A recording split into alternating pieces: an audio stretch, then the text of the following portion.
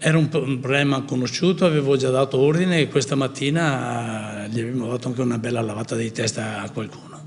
L'assessore allo sport e ai lavori pubblici Ofelio Michelan tira dritto. Sapevamo dei problemi alle Mantegna ed erano in agenda, spiega oggi. Le immagini girate con un telefonino inviate alla nostra redazione hanno avuto un effetto immediato e già in mattinata la pratica Muri Verdi alle Mantegna è finita in cima alla lista. Qualche svista sicuramente è stata fatta, però abbiamo dato ordine questa mattina di intervenire immediatamente e non voglio sentire scuse. Allarga le braccia l'assessore dopo le immagini di quelle docce al buio da ormai 3 mesi, anche se a Casugana qualcuno sapeva.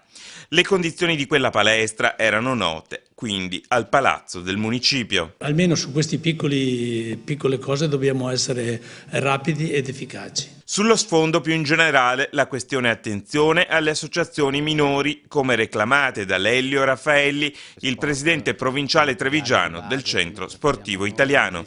Sarà mia premura incontrare il presidente delle CSI per collaborare come abbiamo già fatto in passato con lui e cercare tutti assieme di creare quella sinergia che è necessaria